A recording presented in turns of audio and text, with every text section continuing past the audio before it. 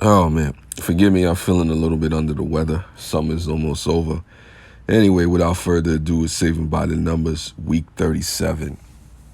I'm not going to be too long, but long enough to make an impact. So I want to talk about something that I was asked to do a couple of weeks back, last month sometime, to talk about how, to budget. And I can't really tell people, how they should budget or what they should or shouldn't do. But what I can do is actually talk about my process and actually how I budget my money. So I can do things like save by the numbers or pay bills or, save for a vacation, or pay down debts, whatever it is that I do, go on a shopping spree, whatever, whatever people may do. And one of the things I do, the first things I do when I look at my money, where's my revenue streams coming from? Is it coming from a job? Is it coming from some passive income? Did I make an investment somewhere? Is it some old money from a retirement account or like some kind of investment somewhere? Whatever it is, wherever it is I'm taking money from, and I say, okay, I break down my bills. Let's say I have food, cell phone bill, cable, rent, et cetera, however many bills that I have.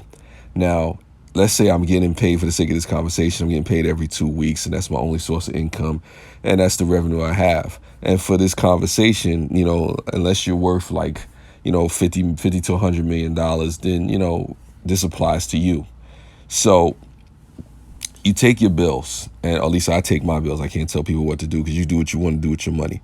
So I take my bills and I basically start to break down, my bills and what they are each month, be it rent. Rent is the biggest one. You always take money and put that to the side for rent.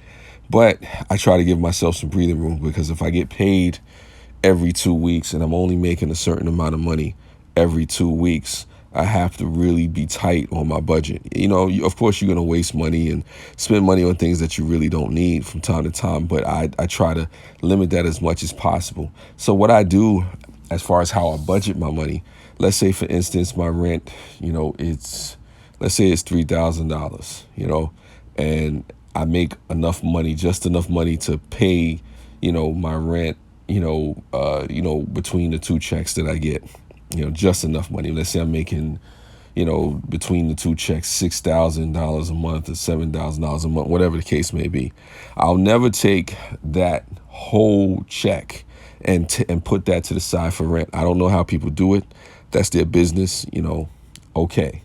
What I do is I say, okay, if my rent is $3,000 and I make $6,000 a month, or not a month, but $6,000 every 2 weeks, that's a great job right there. Then I'll take, half of, what $3,000 is. I think, if I'm not mistaken, my math don't fail me. I think you're talking about like 1,500 or something like that. Don't give me the line to you. Forgive me on my math, but I'm gonna take half of what that $3,000 is, and I'm gonna put that to the side, depending on if I can do that. Depending on how many times I get paid. Because what's gonna happen is I need the rest of the money to take halves of each bill and put it to the side. Let's say, my cell phone bill is like 120, I'll take half of that and put that to the side. Let's say, I have a cable bill. I'll take half of that and put that to the side.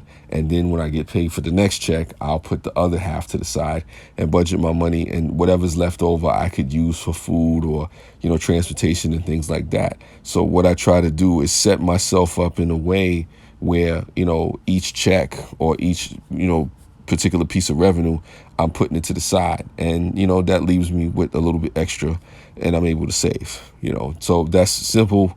It says it's to the point. That's really how I do it.